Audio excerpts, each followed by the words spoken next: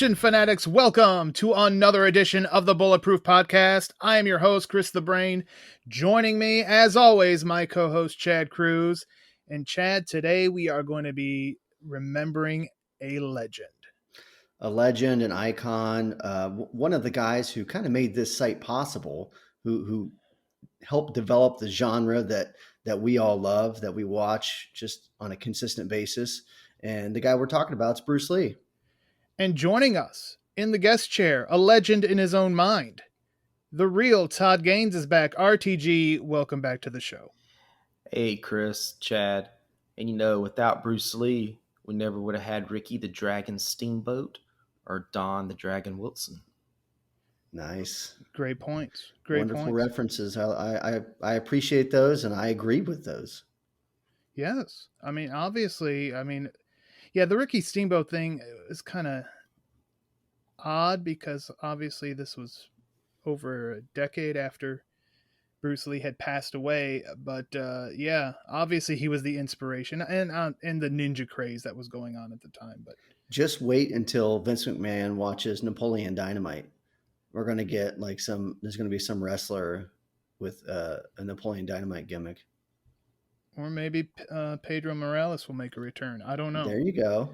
I don't know. But before we get into our Bruce Lee tribute here, let's talk about bulletproofaction.com, the official website of the Bulletproof Podcast. And we're nearing that 7-year mark, Chad. We're getting closer and closer. But a lot of great things on there each and every day. RTG, anything you got coming up that you're excited about? I know you usually have something in your back pocket. Yes, I think we got a Gunpowder Milkshake coming up. Also have the conclusion to the Fear Street trilogy. I also have a Bruce Willis review. Oh God, people are really and this would have by the time this airs, we would have already done our last Fear Street. We would have had our amazing Bruce Willis movie that I know Chad King. I know. Yes. It's the Out of Death. Yes. Yes. Yeah. I cannot wait for everyone to read that review. I put out a feeler to Brain and I said, I see this movie is coming out.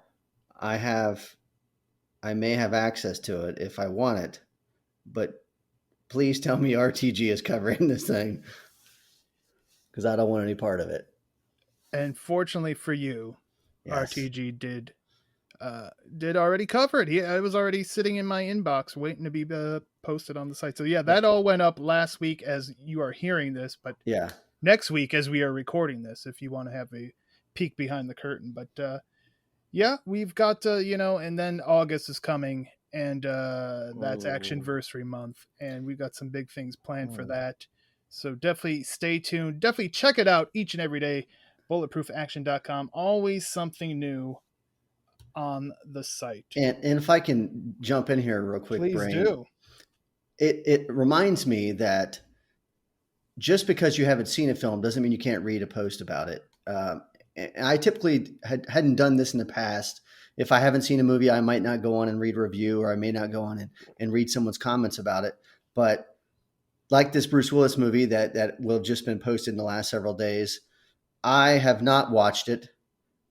I was kind of on the fence whether I wanted to watch it. Bruce Willis is a legend, but I don't want to watch. It looked terrible, I'm not going to lie.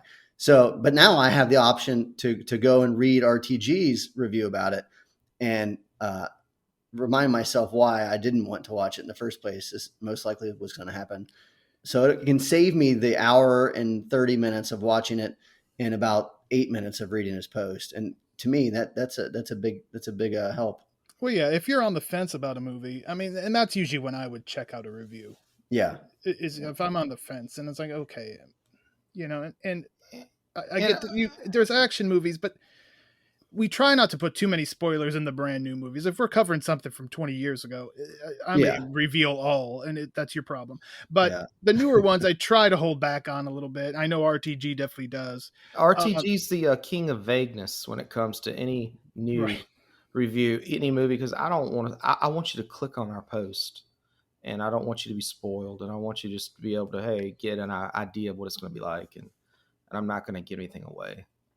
Just that's just my style. Right. I try not to give anything more away than would be in the trailer, which well sometimes that does give everything away. But yeah, like if you've seen the trailer and read one of my reviews of a newer movie, you're probably going to know the same information. Right. The reason I brought this up was because I had seen a comment on the site recently. Someone had read a post I had written like 6 years ago. And he was like, I'm 6 years late responding to this post, but you hit the nail on the head with this. This movie was terrible. And I wanted to say, I'm sorry I wasn't there for you before you watched it. Right. But you should have been reading the site, so it's your own damn fault. Well, that's true. That's a great point. If he had read this when I wrote it or at any point in between, he would have never watched it because I don't lie. And that would have been for the 25th Reich, I believe. It was. Too, like my wish and what I'd love to see the site, and I think Brain and Chad, you will agree with me, is just I want people just to visit our site daily to see, hey, because we're going to have new content every day. Just click on the site, take a few minutes out of your day and see what we have, because we're one of the only sites that's going to actually have real content each day. Reviews, maybe stuff you don't know. We're not going to do any of that clickbait shit that some other sites might do. Just something to have a post. It's like everything we do is going to be value added to an action lover. So that's just my sales pitch. That's a good point. I mean, definitely some work is done to each and every post. It's not just copy and paste a news story. Yeah. How many posts about Van Damme's hairstyles are you going to find on other action and sites? That's the other thing. Obviously, as I said, nearly 7 years. We've got 7 years of archive. So if you just discover the site, there's plenty you can go back and look on. And we got some stuff coming up in August that may help you navigate the archives a little bit easier. And another thing, guys, is we tend to stay away from some big films just because it's like a Predator. Like, could you actually sit down and write a review for Predator, Chad Cruz? I could write something about it, but it would be so biased. You know what I mean? It'd be like trying to write, to try and review something or talk about like your children, right? Right. Like, I love that so much. Like, it's going to be hard for me to like sit there and criticize my family or my kids or what have you. So yeah, I mean, I could write something, but you're going to read it and instantly be like, okay, this guy, I can't take anything he says seriously. Yeah, I mean, I guess you could let me review it because then I'd start blasting it after everybody dies. But that's for another discussion. But I mean, that's the thing is like we stay away from some of the big ones. And even like today, I was like, "This Enter the Dragon." This is a huge film, so I think. But at the same time, it's very important to talk about because of the legacy of Bruce Lee. I was about to call him Bruce Willis. Oh my Please God! don't. Right. I know, right? Let's get it. Yes, that is what we are going to be discussing here. Enter the Dragon. And this one came out August 19th, 1973. 1 month prior to it, though, Bruce Lee passed away July 20th, 1973. And it happens to be July 20th as this podcast is dropping. So we are on the anniversary of Bruce Lee's death. But, we don't want to be depressed here on the show. We're going to talk about Too late. His greatest cinematic accomplishment, Chad. Yes. Yeah. And it is, maybe it's not his best film. Maybe it is to some people. To me, it's not. But it's a fantastic film. It opened a lot of doors. It introduced so many people to a brand new type of film, to this amazing actor and martial arts star. And blink of an eye and he was gone. And it almost added to kind of like that mystique about him. Like, my God, look how amazing this dude is. And then, snap of the fingers, he's gone. Yeah. I mean, it was really groundbreaking because you had Hollywood cooperating with Hong Kong, basically, and coming together to create this martial arts masterpiece. And yeah, like you said, you may not consider it the best Bruce Lee movie, but it's certainly the most influential and his biggest movie for sure. In RTG, it kicks off with another guy who would go on to be famous because we get old Bruce Lee taking on Sammo Hung, and they're both in some black Speedos. Yeah, I mean, in his interesting way to kick things off. I mean, what a way to start out a movie, right? Like Sammo Hung, who is probably weighing about 200 pounds less than he is today, Yeah. versus the legend Bruce Lee in Speedos, as they give a nice little fight, and Bruce Lee kicks his ass and he makes them tap out. So it's almost, this is like he's wearing wrestling trunks, like tight wrestling trunks, or almost Right. they even have like an MMA fight. Like I think right now, like a Conor McGregor versus. I'm not comparing Conor McGregor to either of these guys, but I mean, none of these guys would be doing MMA right now if it probably wasn't for Right. Bruce Lee. I mean, I mean, yeah, Bruce definitely. Lee. I mean, his style, man, has influenced so many fighters over the years. Yeah, they had the gloves on, kind of MMA Yeah. style gloves. Yeah. Yeah, and the Yep. first 15 minutes of this film is essentially just hey Bruce, what do you want to do? And the beginning of this movie, how are we going to introduce the public, at large to Bruce Lee? His fighting style. He's punching, he's kicking, he's using joint manipulation. He's like he's throwing, doing like judo throws. He's got like every tool in the book, and I think that this very short exhibition fight with Sammo Hung, like it really shows to the the extent of his abilities. Like he's not just like a guy who's gonna do a bunch of flips and kick you or just wrestle you to the ground and tap you out. He can do pretty much anything. And he can do it lightning fast too. Yes. Speed. I mean, he's just so fast. There's no one that's ever gonna match his quickness, in my opinion. Well, and that's something that's been talked about in the past. Like he had to actually slow down his style for the camera. Right. Like That's if it was an crazy. actual fight, you wouldn't stand a chance. So Bruce Lee plays Lee, which is very interesting, and he's a disciple of Shaolin. As a matter of fact, this whole fight scene, this little exhibition, takes place at the Shaolin Temple, supposedly. And when he's not doing the Shaolin thing, I guess he's some sort of government operative or some such thing. Chad, is that what you took away from this? When I was young, I didn't care. Right. I just watched it and loved it. I kind of thought when I was a kid that he was like James Bond kind of look, like one of those kind of situations. But having rewatched it, I don't think he was. I think he was just he was in the right place at the right time. He was a Shaolin disciple. He had an invitation to this tournament, and it just so happened that the guy we're going to talk about later, Han, was also a Shaolin guy, and Lee had the greatest opportunity to kind of infiltrate and take him out. So I don't know if he had done other missions in the past. I didn't kind of think that he had, but I don't know. I could be wrong. Yeah, I'm kind of torn because then he's got the whole, I don't know, with the rope and I don't know. Like he seemed like he did some recon work in the past, but maybe it's just his natural abilities. I don't know. Maybe he's just an absolute badass. Right, and that's really the thing, and that's what we find. We have Braithwaite, who's watching this whole thing, and he's definitely got his eye on Lee and has an idea for him. But before we get to the conversation with Braithwaite, Lee talks to the abbot, and they're just kind of discussing philosophy and the Shaolin commandments. Now, Chad, did you recognize this abbot from any other film? No, I don't. You don't? No, I wasn't paying attention that closely. It was Roy Chow who plays Shidoshi Tanaka. Really? In Bloodsport and Lao She in Indiana Jones Temple of Doom. That's awesome. Yeah, I honestly wouldn't. I told you where I watched this recently, and I was kind of like in and out of the room a lot, and I didn't even pay that close of attention. That's awesome. That's a cool little fun fact there. Yeah. So we got two Bloodsport guys in this movie. I had forgotten about it. I knew about it, but when I rewatch, I'm like, oh yeah, Shidoshi Tanaka's in this thing. So yes. And then now RTG, that's when the abbot tells him about the rogue Shaolin monk named Han, but now Braithwaite wants to talk to Lee about Han as well. Yeah, it looks like old Braithwaite has a job for Lee, and he knows it. It's a tournament, right? I mean, he's trying to recruit him. He's hiding in the damn woods, and he's watching them.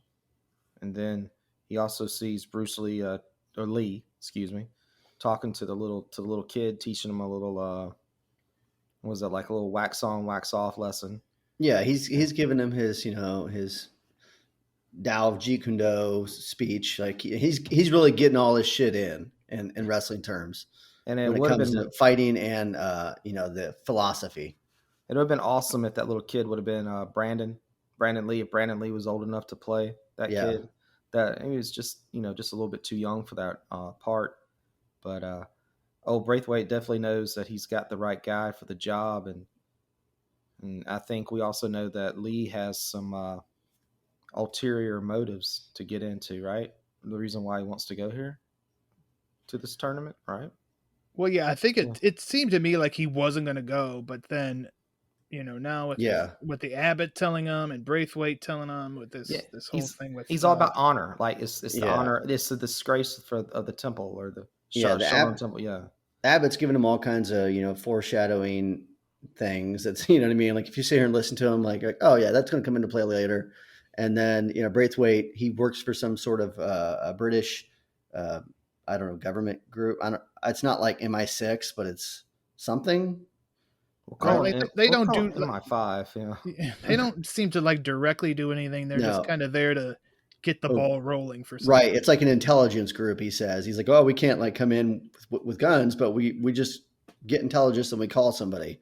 So like you said, Lee isn't all about going at first, but then they talk about Han, who's holding this martial arts tournament, and he was a former Shaolin disciple. Now he's a serious bad dude, and he's kind of like building up the idea of this tournament that Lee has gotten an invitation to, and it didn't seem like he was going to take it at first, but now kind of the pieces are falling in place to where he can go to it and maybe take down this bad guy at the same time. How do you think Han figured out who to invite? I mean, because we didn't have internet back then, so you didn't have internet back then. I wasn't even born back then, dog. I wasn't born, so it's like you couldn't watch like YouTube videos and that guy's very impressive. Let's reach out to him. No, I don't know. That's a great question, RTG. I guess it was just especially if these guys competed in other tournaments, you could see, but I don't think Lee was competing anywhere. He was right. But if you're the top student at the Shaolin Temple. Right. Yeah, and that could be Han might still have some old contacts in the old Shaolin community. That's probably it. Then we get the opening credits. So all this has happened. We haven't even got our opening credits yet, and that funky music hits, Chad. Oh yeah, this is an incredible score. That's that get down music. Don't you always talk about that? The get down music. Yeah. Sure, all the time. The music you get down to. You better believe it. That's what she said. I dance like Vince McMahon down here, and I can't control myself. Yeah, it's one of those scores that kind of like hangs with you, and that every movie after this would try to recreate in a certain way. And the visuals of the opening credits is cool too, because you're getting such a cool glimpse of Hong Kong, which at the time, people who are watching this movie are mainstream audiences who have no damn idea what Hong Kong is.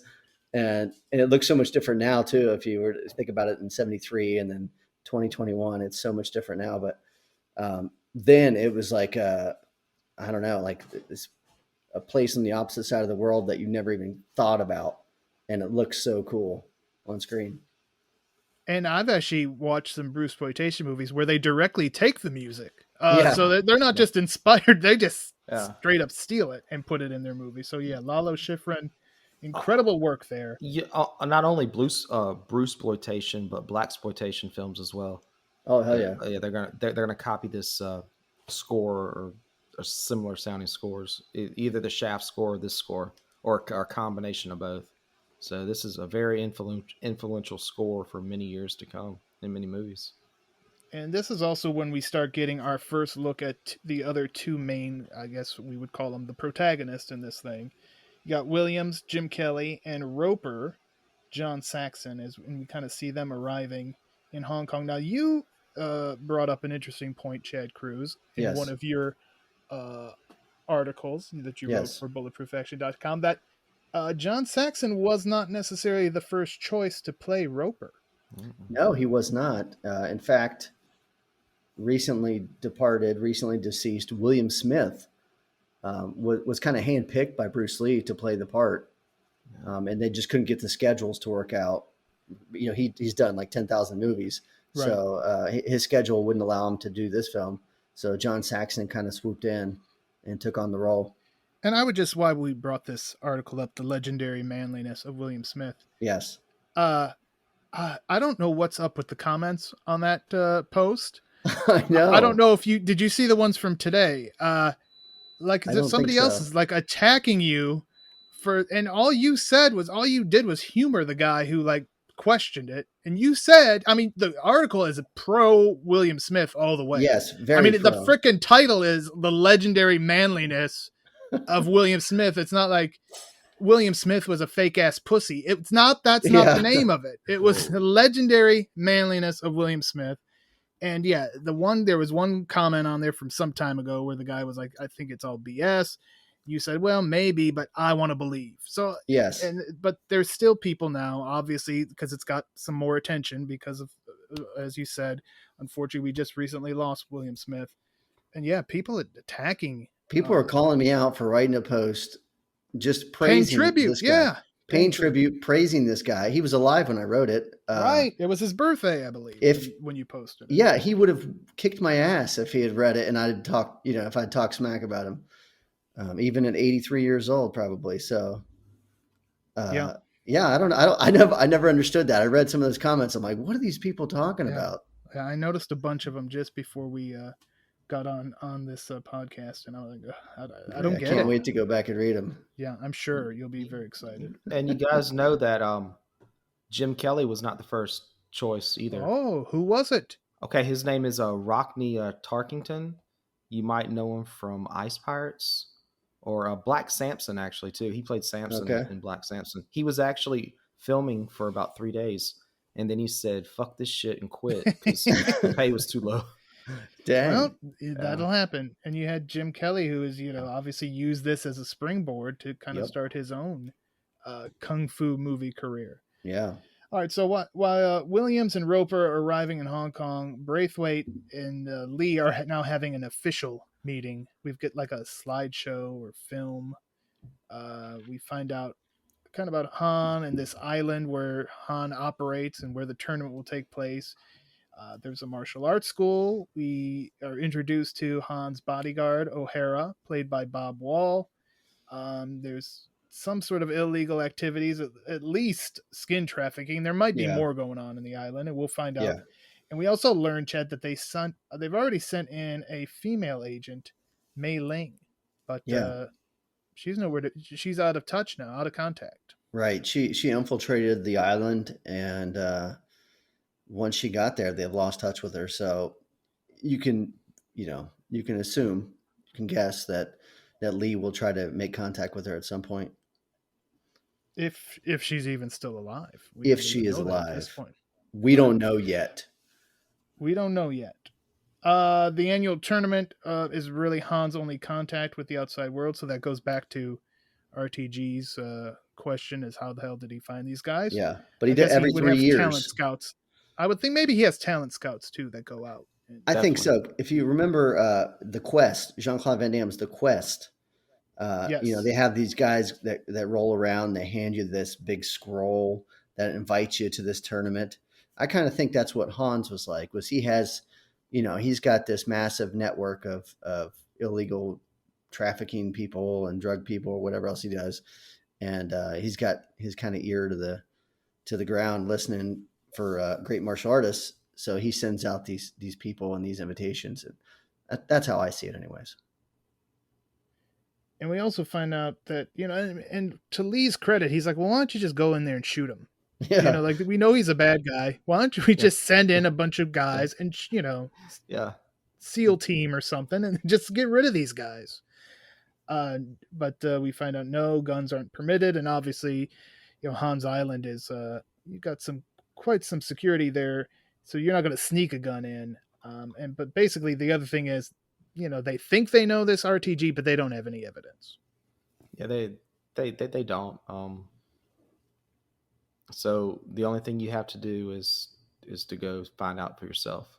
Find out for yourself and get to the radio room. It's funny because we did the podcast with Michael Worth and in his film, there were no guns on that island as Right. well, but for a different reason. Yeah, but do you think it was inspired? I think so. Yes, Probably. 100%. But you know, Bruce Lee wanted guns in this movie.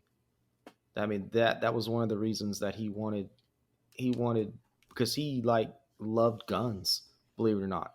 I mean, he was Well, an avid gun collector, and so he was pissed. So that look when he's like acting like when he finds out he can't have a gun, that could have been real pissed offness because he wanted to use guns. And the other thing you got to wonder though is like how long was he going to be able to make just straight up kung fu movies? Like I think he saw, you could, there was a market to still do that, but also tie in more action elements. Dude. Right. Which we see now, but yeah, all these he was movies ahead that of his got time. made. Yeah, all these movies that got made like afterwards that he was even supposed to be in, like The Man from like Hong Kong, when that Right. one was supposed to be Bruce Lee with I think Lansby, right? One of Yes. and I mean that combines martial arts and guns and stunts and all that crazy stuff, and so just imagine. I mean, who knows how long his body could have lasted, but man, he could have made so many cool movies after this. And it's just crazy that this is like his, this is his pinnacle film, his most accessible film, his most successful and accessible film, and then he's dead before it even premieres. Yeah. I mean, it's just, and that was another thing. Heartbreaking. Yeah, another thing I was thinking about too is like, let's just say this was the peak of his career. He lives, and this is the tippy top of his career, Chad. Yeah. We got the video era coming within 10 years or less. Mm-hmm. There is no way in hell that even if like everybody's like, okay, yeah, you had your one hit, you're a one-hit wonder, you're done. There is no way Canon's not hiring this guy.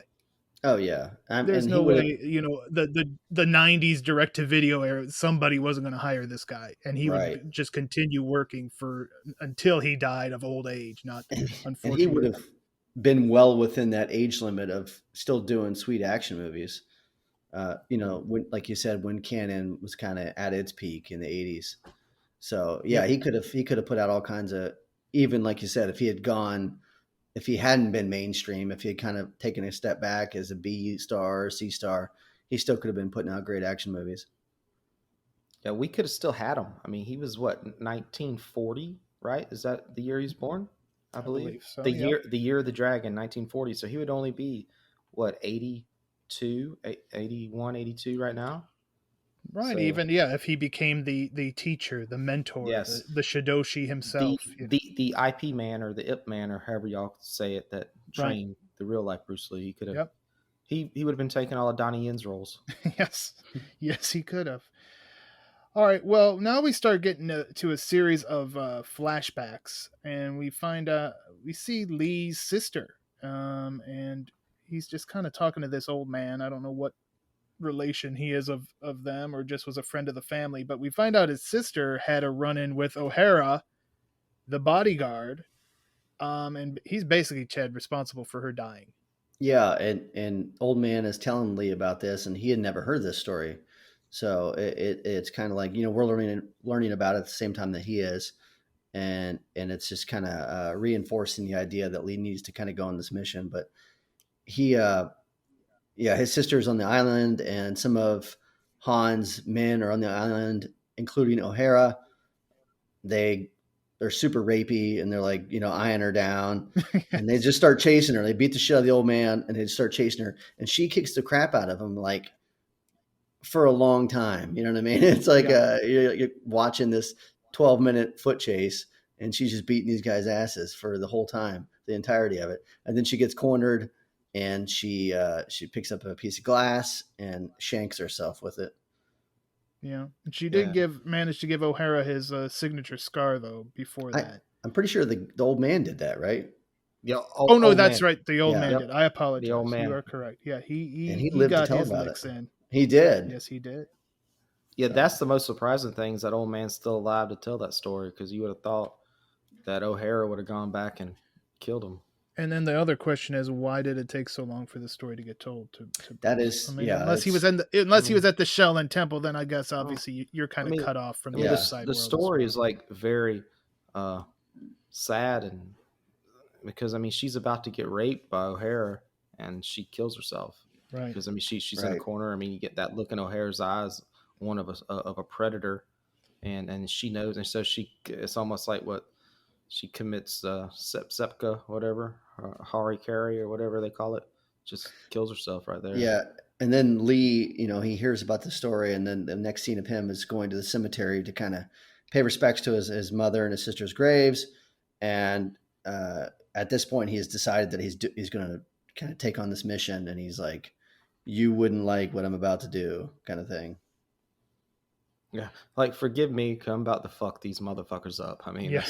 That's the translation for sure.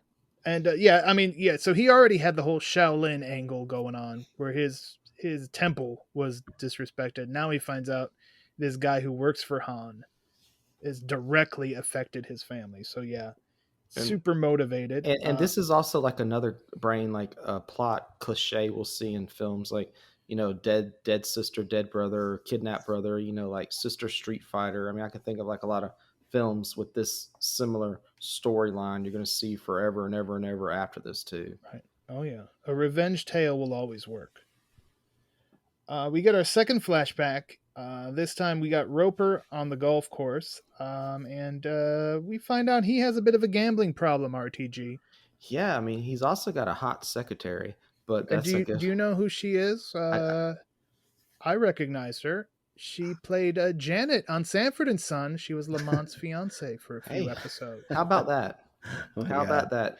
And so Saxon's a Roper, so we're gonna learn his vice early is gambling and women, and he's not, and women, yes, women and gambling, and he's good at one and not good at the other. He's a ladies' man for sure. Right. But he's not. He's a whale, right? He goes big, he wins big, he loses big, but he seems like he lost his ball on the course, and then he runs into these three enforcers, and he's informed, hey, you owe us this much money, so he gets out of there real quick and goes and talks to his secretary, and what he gives her about all the money he's got in his checking account, like $60. Yep. And she's so happy, I'm saying that sarcastically, but so this gets Roper to the tournament. Yeah, what better way to get out, right? Yeah, he's got to get out of town, and a recognizable face, one of the thugs who confronts him. Anybody recognize him? I did. Nobody. Macaulay Culkin. No, it was Pat E. Johnson who plays the referee in the Karate Kid movies. Okay. The very first one. With the mustache. Somebody had too much time. What was he in recently that we talked about? He was in something else recently that we talked about. He was? I don't remember. He was. I remember looking this dude up and being like, he looks super recognizable. And it was only because I'd seen the picture so many times from Karate Kid. He's always tournament. Yep. He's always in the background. Center. Yeah. Yep. So Roper, back in center, I guess. Yeah. Back and to the left. Roper, he's into women and gambling. If he carried around a bottle of rum for most of the movie, he would be essentially just me on screen. Okay. Wow. Yeah. Well, I like him already. But a shout out to John Saxon because if you think about it, John Saxon's not going to be your first thought of this guy that's going to do some martial arts, but he was actually like a black belt in karate or something. I mean, some kind of he had martial arts training. I mean, he wasn't just a guy planted into the film because you had an Asian lead and you didn't want him carrying the film. So, I mean, even like the screen, like the opening credits, it has Bruce Lee and John Saxon share the top billing to this film, but he proves that he's actually a decent fighter. I mean, he's not a scrub, I mean, he's not just there to be the token white guy, right? I mean, he's right. So hats off to him for actually being a guy that can fight. Hell of a jawline too. Oh, definitely. Okay, then we get our flashback number 3, and this time it's Williams getting hassled by the cops literally for no reason. Yeah. He's just walking. He's doing nothing. Well, first he stops off, visits his sensei, yeah, I guess just say goodbye. Hey, I'm going to this tournament. And yeah, on his way to the airport, these cops hassle him, but he makes the most of the situation, Chad. He does. They're the worst kind of cops you could think of. They're, like you said, they kind of hassle him, harass him for no reason, and then he whoops their asses. And then he takes their car, cuts the lights on, and screams down the road, which is awesome. It's a hell of a lot better than walking. I mean, dude, I don't know if you've ever. I'm going to assume you haven't driven a car with lights and sirens going down the road, but it is so much fun.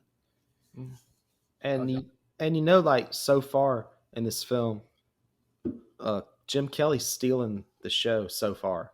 I mean, just that scene when he's walking in the beginning, that you see him for a second, and like when it says introducing Jim Kelly, the screen just stops him, and you can just see the charisma. Yep. And through his whole body. And then this scene right here, I mean, he's just so far, he's like, whoa. And for a lot of people, this could have been their first time seeing Jim Kelly, even though it actually technically wasn't his first film, but that's okay. But he's definitely making an impression so far. Yeah, this was a star-making performance for him. And it's actually odd that he didn't have even a bigger career after this. I mean, he did obviously do some, Black Belt Jones and right. What's the one you had? Three the Hard Way or something. He did that, right? Yeah. So there was movies, but I think he deserved more in my opinion. He's one of the most underrated. He's got to be one of the most underrated martial artist actors, guys. They're not built the same, but it's like Steve James before Steve James. This really cool guy. That's stealing scenes. Just on like his, just the way he acts. So, I'm sure Steve James was influenced a little bit, at least, by Jim Kelly. Yeah, would not surprise me. We find out that Roper and Kelly actually served in Vietnam together, and they have a little reunion on the boat going to Hans Island. And then shortly thereafter, Chad, Roper and Kelly get their first look at Lee, when Roper, surprisingly, is gambling again. Yeah, they're like, who the hell is this guy? No one really knows who he is at this point. And then there's some, some locals or whatever on the ship that they're on. And they're betting on 2 praying mantises. And I was like, that's awesome. I need to do that. I've never done that before. So Roper kind of swoops in and just instantly starts gambling and betting on one of the praying mantises. Mantises, and then Manti, and then Lee bets against him and beats him, and that's kind of like a recurring theme throughout Roper's life. I think. To RTG's point, he's not very good at gambling. He sucks. Yeah. And then RTG, we meet Parsons from New Zealand. God. This guy. I mean, this guy's okay. He's just a racist asshole. I mean, that's the only way to describe him, because he's just he's pushing around the poor little like porters or whatever, the deckhands, like picking on people. Like it definitely, that's not, he's just an asshole. And of course he's going to have a little confrontation with old Lee as well, and he'll get his comeuppance. His comeuppance. Yeah, a shout out to our friends at Comeuppance Reviews. Right? Yeah. Whether RTG could say the word or not, it doesn't matter. But still, a shout out to you guys. Yeah, definitely. And I do like how Bruce Lee. How Lee. What does he do? Like he just tells them to the art of fighting without fighting. The art of fighting without fighting. There you go. And he just gets the guy to go down. Like why does? Whoa! What? Get it, dude. Whoa. Yeah, he tells him, he's like, I'll fight you, but I'm not going to do it here. There's no room. Let's go to that island over here. So hop on this boat. Go ahead and jump on this tiny little boat, and I'll meet you over there. Whoops, I accidentally, let the boat out. Yeah. And then he's kind of stuck out in the middle of the sea. Yeah, he's just being dragged in the dinghy. Yeah, my bad. He did not go down on Lee. That was but talk about a swerve if he had. Yeah, that would have. Yeah. We would have, I don't know if we would be talking about this movie right now. What a star-making performance. Exactly. He really respected Bruce Lee. Okay, so the boat does eventually reach Hans Island, and Roper, he's immediately smitten with Hans' personal assistant. Yeah. And we also Lust. there's some lust in his eyes. And we also see Bolo for the first time, and he has some kind of is it like a sweater or some kind of I don't know. He has an interesting shirt on, I think. It's a muscle shirt, right? I mean, just... cardigan.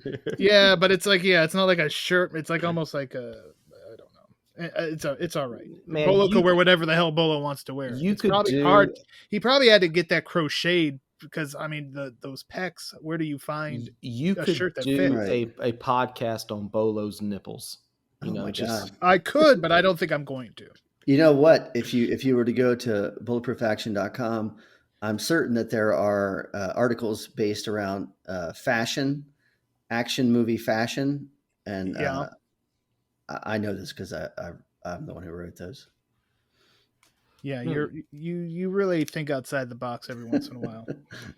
It's like I was just saying how all of our posts were meaningful and things you should click on, and you should. Chad's talking about fashion, fashion, action, fashion, hairstyles, and why you should name your son John. Even though he didn't, which is still the irony. This is what you should do, people, but I'm not going to do it. Yeah. Can you do as I say, not as I do? Classic. Can you say action fashion 5 times real fast? I don't think I can. I don't have time for that. You can't say some things one time. I can't. Sometimes my words just it's the Southern in me, man. I can't. So we get to the island, right? Yep. We're there. We're there finally. There's tennis courts everywhere. Yes. And there's dudes practicing their katas and shit out on these tennis courts. Unfortunately, not to I've Got the Power. No, that would have been amazing. If they had if somehow that song had been in this scene, boom, totally changes the dynamic of the film. Somebody remix it on YouTube. Jeff Speakman. Hey, speaking of which, quick. Oh God. Real quickly. It's going to be a 3-hour podcast. I had a quick conversation with my son's karate instructor, and quicker than this conversation. We're talking about Jeff Speakman. We're talking about Richard Norton. We're talking about all these guys that he's like friends with. Oh, are you going to get us exclusive interviews? There could be some exclusive interviews coming up. All caps when you put that on social media. Exclusive, even if it isn't, just put it in there. If I get an interview with Van Damme, it's exclusive. Well, yes, thank you. So yeah, we get to the island, as you said. We see all these katas going on, but the big thing, that the banquet to welcome the fighters, and what a spread they've got here, Chad. Oh, yeah, you're drinking. What a perfect. Sorry, there's sumo wrestlers. There's like circus acrobats, and there's like whores walking around. Actual whores too. Real life whores. Yeah, real life whores. Roper is in heaven. There's one one of those dragon in the Chinese New Year celebration. Yeah, there's like a guys in the dragon. 5 guys in a dragon who are just sweating profusely under it. They're like so pissed off because they can't see anything. They're Lots just of tripping over each birds other too, for some reason. Yeah, it's a really crazy idea. It's like you see like a market in like a Renaissance festival, and it's like that, but under one roof. So it's pretty cool looking. I wish I were there. I think it was the same sumo wrestlers from Hard Ticket to Hawaii too, as well.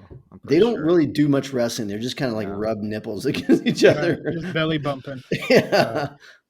It's poor. It's not good sumo. And they all just like everything pauses too. Yeah. When he gives us, and those sumo wrestlers, they're just not moving. And then finally Hans stops talking and they go back to hugging or playing nipple rubbing or whatever. Yeah.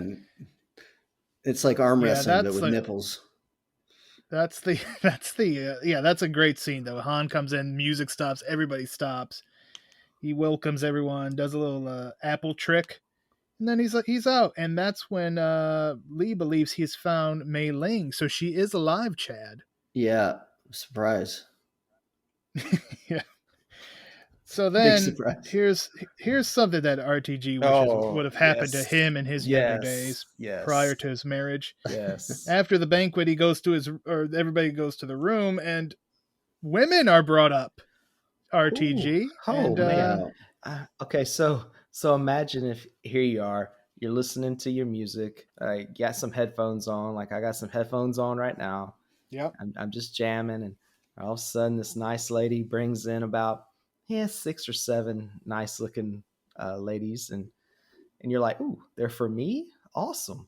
So then you start to just decide, how many do I want to have, and you take 4 of them, and then you also make a comment that you had a hard day, so you're kind of tired, so that's why you're only taking 4 with you. But yeah, I mean, I would love to be Jim Kelly right there at that time.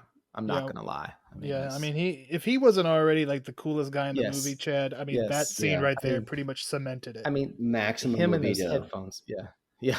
I mean, that headphone scene, that scene, just once again, every scene he's in, he's stealing. But also, you got to remember that he's not doing any interaction whatsoever with Lee at all. Like, I don't think they speak to each other the entire film. So that's kind Yeah, of I something think that's Saxon is definitely second fiddle to Lee's character, which yep, makes Jim Kelly third fiddle. yep. And but he's kind of like that, like you said, every scene he's in, he's like, it's memorable. Like he's really cool in it, and Oh he's yeah, charismatic. yeah. So he gets really good lines, and he says so few of the lines that you're like, man, shit, I remember all his lines, and there was only 5 of them. So he must have Yep. been a massive character in the film. But spoiler alert, he doesn't last that long in the film. So um, And you every know scene that they he wanted to gets, he switch it. kills it. And they actually wanted to switch the roles. Originally, it was going to be Kelly that was going to make it and not Saxon. Oh yeah, But Saxon had his agent change it. So Oh, because smart they were moves. doing like the fighting, like, so I don't know, like, if it was at the beginning or when the script or whatever, but as we keep watching, I mean, how the film presents itself, it actually makes sense. The ending to, I mean, the outcome to me, I mean, as we get to it, just because of the interactions between Roper and Lee and the non-interactions between Williams and Lee. So it makes sense, but in a perfect world, I think everybody wants Jim Kelly to make it through this movie, right? Just like everybody wanted Steve James to make it through Avenging Force, right? I mean, yeah. Yeah. so Oh, I mean, yeah. yeah, I mean, this is, or everybody wanted Sonny List. It's not Sonny Liston, right? From Predator, Billy Sonny Bear. Landham. So see, I know. Excuse me, I'm kind of out of it tonight. But yeah, everybody wanted Sonny Landham to live. Billy, was he Billy Bear in Predator? Or am I thinking 48 Hours? He was Billy. Let's just He go was Billy. Billy. Okay, and then he was Billy Bear. Yeah, everybody wanted Billy to win. Because I always say he's too badass to survive, and I've brought up that in countless of things. There's always a character that's too badass to survive, and I guess our buddy Williams is that in here in Right. this film. So Roper, he doesn't want 4 women. He wants Tanya. Mhm. Again, the assistant to Han. And Lee has a special request of Mai Ling, but of course Lee's not into this like Williams is. Yeah. He's all business, Chad, and Mai Ling kind of fills him in on what she knows, and a lot of it is about the missing girls, that the skin trade aspect of Right. what Han's doing. Right. So it's kind of another added element to Han's evil behavior on the island. We already know about. We already have like inklings of like some of the bad shit he's doing, but now she starts talking about all these missing girls, and just the fact that she's still alive.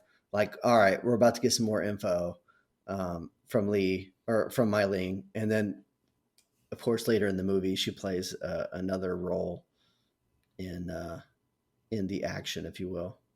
She sure does. She sure does. So then we cut to the next morning, and Yeah. Lee is shows up to this morning ritual, which I guess we kind of saw the first day when they arrived. But he's not. He's out of uniform because I mean that's classic Bruce Lee. If you remember, Fist of Fury, he was like the only guy in the white suit. Yeah. And everybody else was in black at the funeral and whatnot. So that's classic Bruce Lee.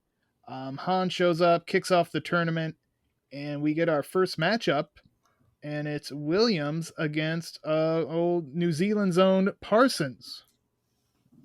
And then Roper takes on the Big Boss's son, which I believe is Tony Liu. But yes, he played the Big Boss's son in the Big Boss. We also have some gambling through both of those matches. Absolutely.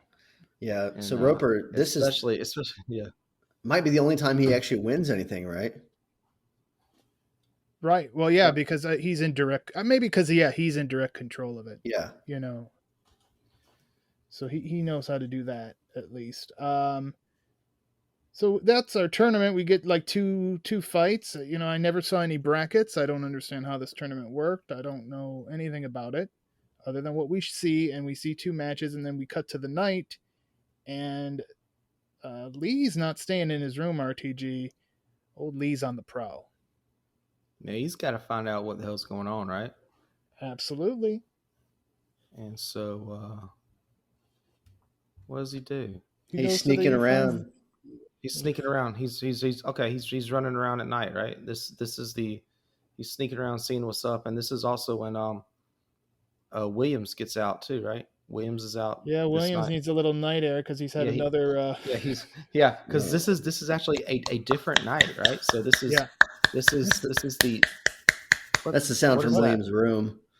Okay. Sorry. Okay, so he had like, I don't know if it was the same 4, but he had or 4 more. So he's got a little. The first 4 may not be walking right this day. So who knows? And then isn't Roper like getting his like back stepped on at the same time as well? Yeah, Roper's he's oblivious to what's going on. He's in his room enjoying life. He's getting banged and so Lee's out looking for clues and actually Williams does see him, but I don't think Lee ever sees him. He just sees him up there like, oh look, there's my buddy out there going on. Yeah, Williams is out there. Lee finds the entrance to Han's underground operation, manages to take out some of Han's guards. And really the only one who saw him and didn't get taken out was Williams. Yeah. So then the next day comes, and it's day 2 of this tournament with no bracket, and Han is pissed. He's like, someone was, did not follow my rules and took advantage of my hospitality. Yeah. And they all get fucked up. They all get killed. Instead of instead of the people that actually cause they start him. He wants to make an example of the guards, and Bolo kills them all, right? Does Bolo kill all the guards? Basically, yes. Yeah, he murders all the guards in like 3 seconds. Bolo destroys them. So we have established Bolo clearly as a badass. If just looking at him didn't tell you he's a badass, we now know for sure he's a badass. So he's the ultimate heel. He's the ultimate guy that protects the main heel, right? Yep. He's the ultimate henchman. If the sweater didn't give it away. The sweater, the nipples. I mean, he's probably top 5 at least greatest henchman of all time. This Bolo character, maybe. I mean, and this character is so great and so impactful that he basically became Bolo for the rest of his life because of it. He changed his name. He changed his name to Bolo after this film. And so, you know what? I'm just going to play this character over and over again, except that one time when I played a good guy with like Billy Blanks or somebody years later. He had a couple good guy ones, but yeah, he's definitely in the villain Hall of Fame for sure. So since we get Bolo and we establish what he could do, Chad, it makes sense now that we get to see what Lee can do. And what a matchup for him in this his first match in the tournament. Yeah, he squares off against O'Hara, who, as we said it earlier, they've got some history. Did O'Hara does he recognize who Lee is, or does he know who he is? I don't think so. He has I don't think so either. Yeah, so he doesn't really get it, but Lee has like this, he's vendetta against him, and he is going to make him pay. And O'Hara, we see earlier in the little videos that the British dude showed him, and then again later on about him. He's like breaking boards and smashing bricks and shit.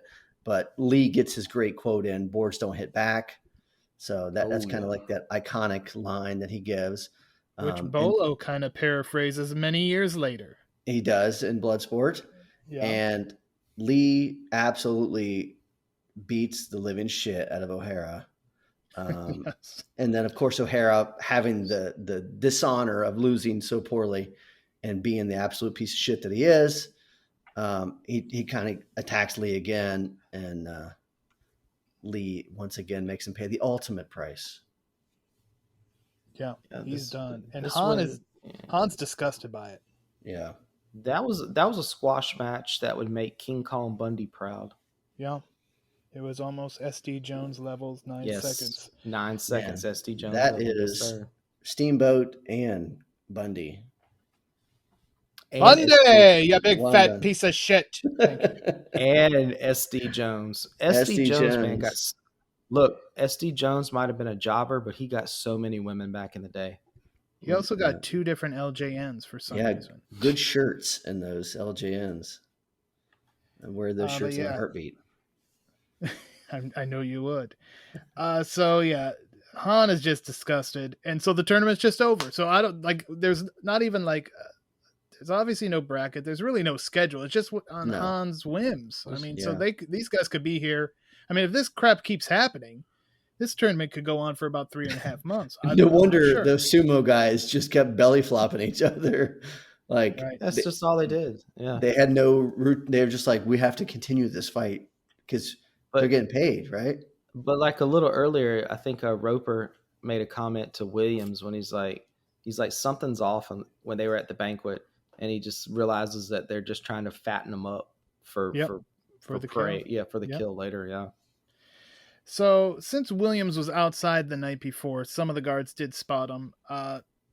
It's I guess somewhat logical that Han wants to question him because he thinks Williams may have been the one sneaking around because he was the one seen outside. Nobody saw other than Williams saw Lee.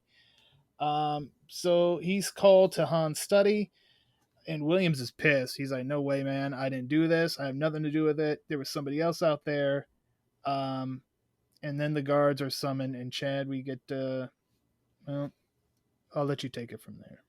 Yeah, Williams has already got a thing with authority. You know what I mean? He's been pushed around and harassed his whole life.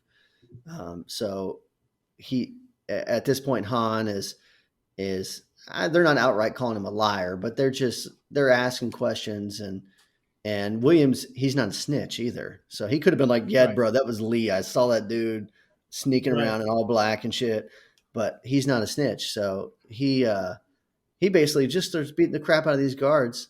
He runs through them like a hot knife through butter. Hot knife through butter is what you're looking for. Go for it. I said that. I know. Hot knife through butter is what he runs through them. Okay. And then, as you so cleverly state, Han takes matters into his own hand. Oh, right. We find out that why he's wearing that glove. Yes, indeed. He has different hands that he could put on like a battle android trooper. Like a vibrating hand for lovemaking. But Williams does have a good death. I mean, he tries. I mean, he takes out all the goons, and I think Han as the evil bad guy heel, has to cheat a little bit to get that cheap shot in on Williams, and then he falls into that like what is it like? What's that word? Psychedelic room with some laughing hookers, right? Oh yeah, laughing hookers. Just what a way to for I guess the ultimate ladies' man to meet his demise by a bunch of coked out hookers laughing at you as you take your last breath. So all right then. Yeah. Next up, depressing. Roper gets to meet with Han, and he gets like the $5 tour. He gets to see the museum, and then the secret operations are revealed. Yeah, he's like, this is like a recruiting mission at this point, Chad. yeah, he's like, I bet you're wondering why I'm showing you all this. And as a viewer, I'm like, yeah, I think he's going to kill him.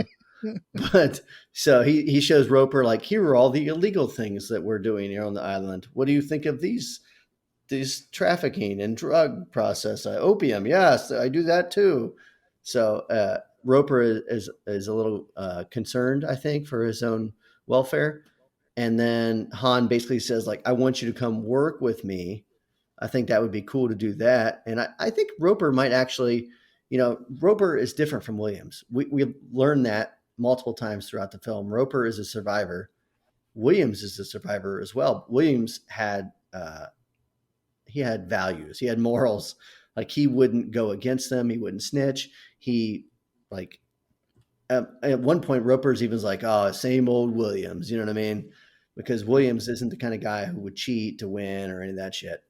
So, but once Roper sees his dead friend hanging from the ceiling, Yeah. he's like, all right, no fucking way. Like, it ain't gonna happen, bro. Right, Yeah. right. Which But is the also turning Roper- point for Roper's character. But also Roper, he loves that pussy. I mean, literally, does. because He does indeed. he saves that cat that he thinks is about to get its head cut off. And Yeah. there's just the entrance to the elevator. So he told that cat he had 8 more lives. So he's definitely a ladies' man who loves the pussy cat, So Yeah. I got you, Tom Jones. All right. Lee is on the prowl again. Sneaky bastard. He uses a snake to Yeah. get into the radio room. Yeah, if you threw a snake into here right now, I'd be done with this show. I I'm will done. tell you that right now. Goodbye. I'm done. Yeah, I'm done. Goodbye. We're done with this. Just it ends abruptly. I don't care. But yeah, so he throws a snake into the radio room that somehow Braithwaite knew about. I guess through the surveillance. Yeah, sure, why not? Yeah, photos. that works. Yeah, that works. And then the alarm sounds, and we actually covered this on one of our YouTube clips. We did. Chad. Yeah. And you could check it out on our YouTube channel. And so, yeah, we basically get Lee versus Han's entire forces. Yeah. Lee, the alarm sounds and you're like, that sucks for him, but it's great for us because there's about to be a serious case of ass whooping being laid out here. And he doesn't disappoint us. There's about 30 guards that show up with various weapons and abilities, and pretty much all of them are at level 0 or 1, I think. But they're all terrible, and Lee just runs through them like he would. And he beats the living shit out of them. We get to see Lee use like a bow staff. We get to see him use nunchucks, which is kind of his like iconic weapon of choice. And he beats the crap out of everybody. So. Including Jackie Chan at one point. Jackie Chan's there and gets hit in the face with a staff, I think. Yes. But it's an awesome scene. It's one of those scenes that you remember from the film. That the movie has so many cool action bits in it, and this is the one where Bruce gets to like literally flex his muscles for like 7 minutes straight. Yeah, this has got to be Bruce's. Do you guys agree this is his finest hour in this film? Oh yeah, I mean, this is, like Chad said, it's the Bruce Lee highlight reel. Yeah. I mean, this is totally just the speed once again, and he goes through all his weapons just like Chad said, and he beats the ever living shit out of about 30 jobbers. So yeah, and you get those great like camera zooms, yes, where it like zooms in on him and his face. You get to see the beads of sweat and the. It's a cool thing that you would see for the next 15 years. In pretty much every martial arts film. So, yeah, Han does eventually trap him though, and the wheels start spinning in Han's head about, okay, what are we going to do with this guy? Because he's obviously somebody we need to get rid of. We either need to get him in the fold or get rid of him. Right. So not surprisingly, the next day, Han decides he's going to test his potential business partner, Roper. Yep. And he books old Roper versus Lee. But Roper says, no, I'm not killing Lee for you. So you just done pissed off Han. So now, Chad, it's Roper versus Bolo. Right.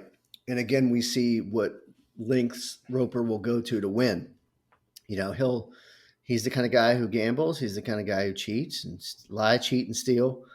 And when it comes to survival, he'll do anything, whatever it takes to win. and he's like biting people and fucking low blowing them and shit. And like, Bolo, whatever his strengths are, he doesn't stand a chance when Roper is willing to go to the lengths that he's willing to go to. Yeah, and then Han gets pissed with Bolo and just starts sending his minions after Roper and Lee by name. He's like Johnson, Sean. bro. All these are all random names I'm making up, not Chinese names. But he's like Steve, Robert, Franklin, go. It's like, what? You know all their names? That's impressive. Hold on. So let's play a what if game. And what if it would have been Williams who survived instead of Roper? Could Williams had defeated Bolo? Yeah, I think it would have been. He probably could have done it more straight up and not have to use as much dirty tactics. So he would have been the baby face, overcoming the heel easily. Yes. I think. Well, at least he had a chance. Visually, I could see that fight happening. Yeah. Where when you look at Roper versus Bolo, you're like, oh, Roper has no chance at all. But Roper proves us all wrong. And you would have had a dead Roper and possibly Williams seeing that his friend was dead, because they were friends. They served a nom together, and they randomly meet 6 years later. But hey, that's okay. But so it would have had that jolt of energy behind him too. Like, hey, I gotta avenge my friend. And maybe with Roper too, he was trying to, because even though Roper he cheated, he gambled, he loved all the finer things in life and some of the shadier things in life. But I can honestly say that he was friends with Williams, and that death really took him. He was shook by that death. And so I think he used some of that energy too to beat Bolo's ass, because true. I was thinking, like, why did they pick, Saxon to fight Bolo instead of Bruce Lee? Like, why did I guess, I don't know if it was Bruce's idea, or because, you had all these different minds. You had the Hong Kong filmmakers, American filmmakers together. Like, whose decision was this to have, like, probably the baddest ass person in the film next to Lee, of course, get beat by John Saxon? I just don't know. I'm cool with it. I'm cool with it because I'm glad, because there's no changing it at this point. I think we can't change it, but why? I think it's smart booking, right? Bolo is this otherworldly strong character, and he loses, but he loses. This is how you would book a wrestling match. Right. It's a dirty win. He saves some, right? Yeah. Oh yeah. Yep. He still has his heat, is what you would say in the wrestling. High heel heat would still be. He would still have that heat, no doubt. I don't think he wore high heels. He did wear a sweater, though. Okay, so now let's talk about it. While there's all this chaos going on with the fighters, you pointed this out earlier, Chad. Mai Ling she's down in the dungeon, freeing prisoners, and now all hell's about to break loose.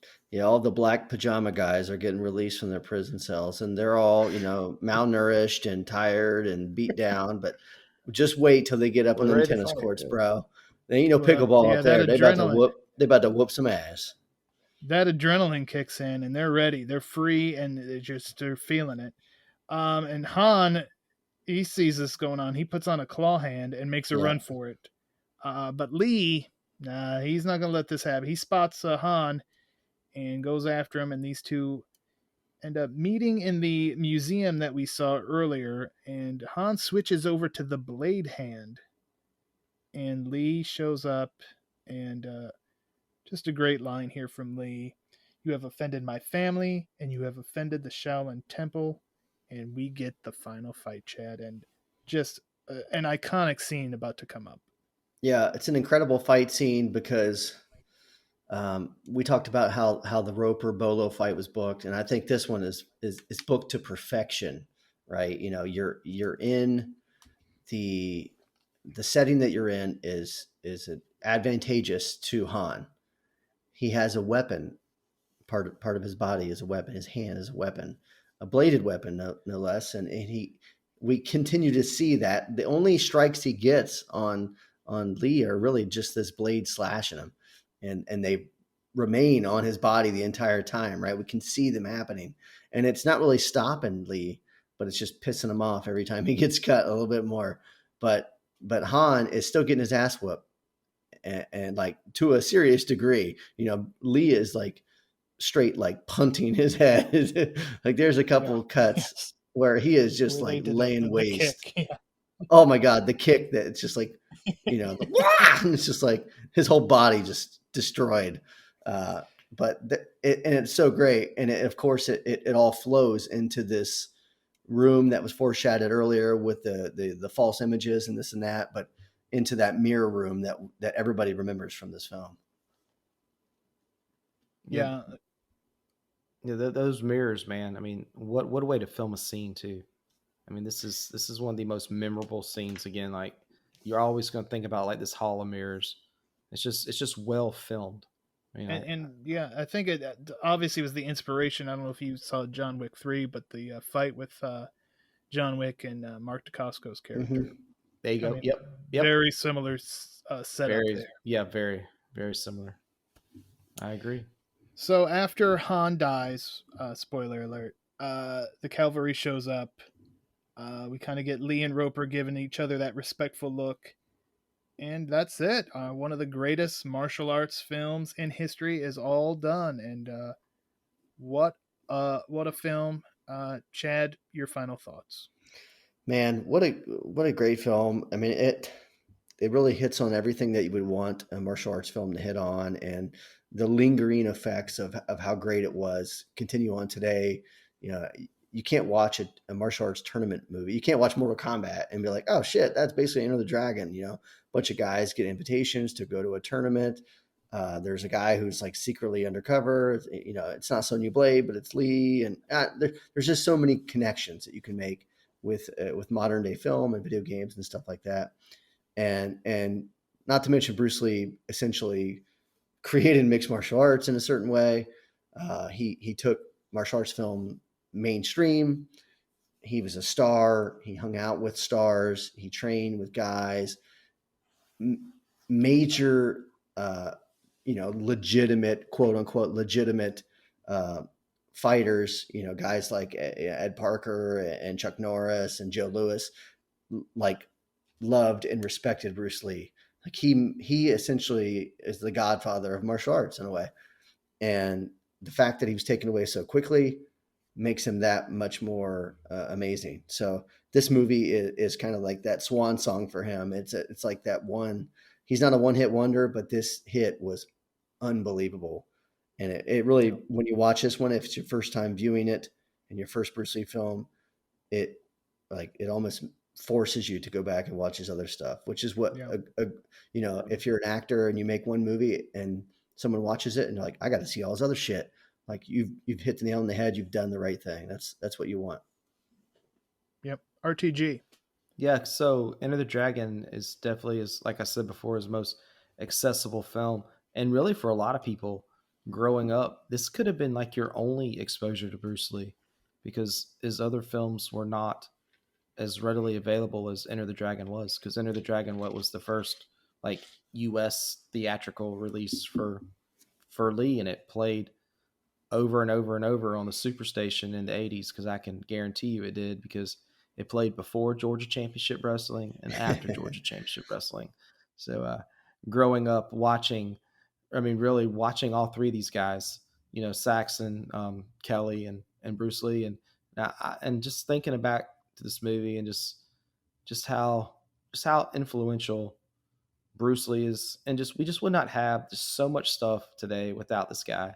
And Bruce, we're hearing about Bruce now, even today, like with the way with Quentin Tarantino, with Once Upon a Time in Hollywood, is kind of his caricature of Bruce Lee. And just recently, I think he was on the Rogan podcast, because Shannon did not like the way Bruce was portrayed in that film.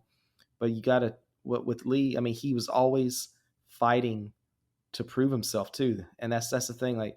Because you look at him, what is he, like 160 pounds at the most, soaking wet? I mean, he was never huge, and he was always had, like, people were trying to like fight him on stage, like extras were trying to fight him during the film, because he always had to prove himself. And the crazy thing is he was the best at what he did.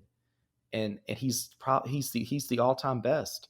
And but he never got to like go out. The sad thing is like he never got to see his success. I mean, because people were constantly challenging him. I mean, this was a time when they didn't think an someone of Asian, like he was an American, but I mean, an Asian American could carry a film, which is total bullshit because Bruce Lee is just totally awesome. But I mean, all the things he had to go through, like, I mean, when he was Kato, and like I mean, just these caricatures that he had to play. And he said the only reason why he got the part was because he could actually pronounce like the name correctly. He was the only like Asian actor that could pronounce the name correctly. And so he never got to see the success of, and it is sad, really. I mean, and then his son, his son gets killed in the prime of what could have been. I mean, it's what could have been with Brandon, and it's this legacy that Bruce brought. And Enter the Dragon is, I mean, everybody needs to watch Enter the Dragon. If you haven't seen Enter the Dragon, just watch it. It's actually on the Criterion. It's an awesome disc. I mean, I own Enter the Dragon on Blue. Like, I think I got at least 3 copies. There's actually 2 versions of it on there. There's a theatrical one that's kind of rare that runs 99 minutes. And that's the one I actually watched today. And it's a little bit different than the extended version that most people watch. It's like the 102-minute version. But I guess just to sum up everything, I'd say that, I mean, there's only going to be one dragon, man. And I'm just thankful that Bruce got to live. I mean, that Bruce lived. I mean, that we had him for 32 years. Right. I mean, I wish we still had him, but I'm just so thankful that we're able to sit here today and talk about the legacy. And I have nothing but awesomeness. I mean, what are we covering today, guys? We're covering Warrior, based on the writings of Bruce Lee. We're about to have a Snake Eyes with a, with these guys who maybe would not be lead actors if it wasn't for Bruce Lee. Bruce Lee Right. broke ground. He's a groundbreaking. He's phenomenal, and he broke the stereotypes. And it's just like I said, I wish he could have seen it, because damn, I sure do appreciate him, man. Yeah. I mean, we talked about it in Rumble in the Bronx, how that was like the perfect movie for the American audience to get introduced to Jackie Chan. This was obviously the perfect movie to introduce American audiences to Bruce Lee, but unlike Jackie Chan, Bruce was not able to capitalize on that and continue on due to his untimely deaths. But definitely glad that we are able to come on here and remember the great Bruce Lee here on this sad anniversary. Like you said, RTG, definitely only going to be one of him in our lifetime, maybe in everyone's lifetime. So there it is. Enter the Dragon. And we're about to wrap things up. I do want to plug our Twitter at Bulletproof Pod. And, of course, Instagram and Facebook, we are at Bulletproof Action. And Chad, next time out, we're going to be talking about another just iconic film from 1987. Yeah, we're about to get ultra violent on some asses. Little part man, part machine story. Little pull the pistol out of the leg area story. Oh yeah.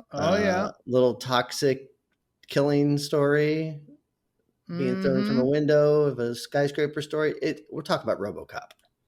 Wow. RoboCop. It is going to be our next one. It's our first in August.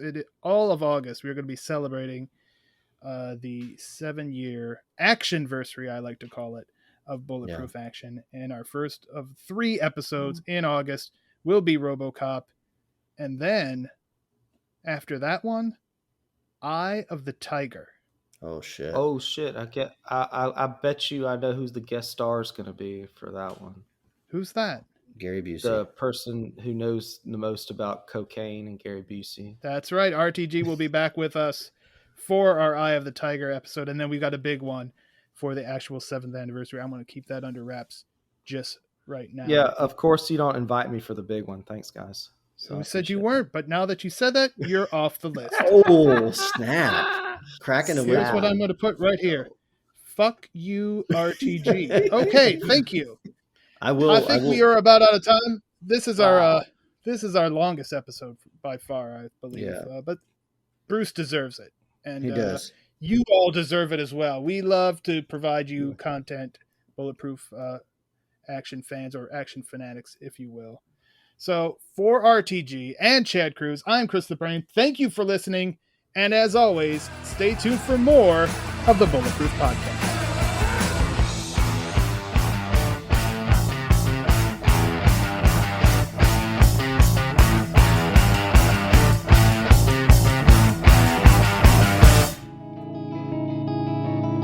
Hi Geekscapists, the Geekscape podfather Jonathan here. In May we lost one of our own, longtime Geekscapist Christopher Ellis, who was a friend and a part of our geek community from the very beginning. Chris even met his wife Sarah through our podcast, and their 2015 wedding seemed like a giant Geekscape party.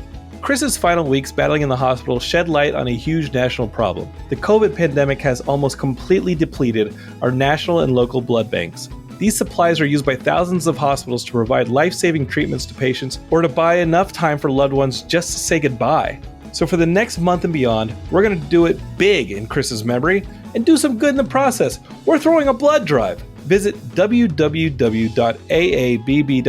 to find a donation center near you, or visit other blood and platelet donation centers like the Red Cross. And let's make things interesting. For the next month, take a selfie of yourself donating with the hashtag GeekscapeGives and tag your favorite Geekscape podcast. We'll pick some charitable Geekscapists to send prizes to, and the podcast that gets mentioned the most will also get some cool rewards. I should actually cancel the podcast that gets mentioned the least. Can I do that? Whatever. The point is, go out there and donate some blood, tag a selfie of yourself doing it with the hashtag GeekscapeGives, and get others to do the same.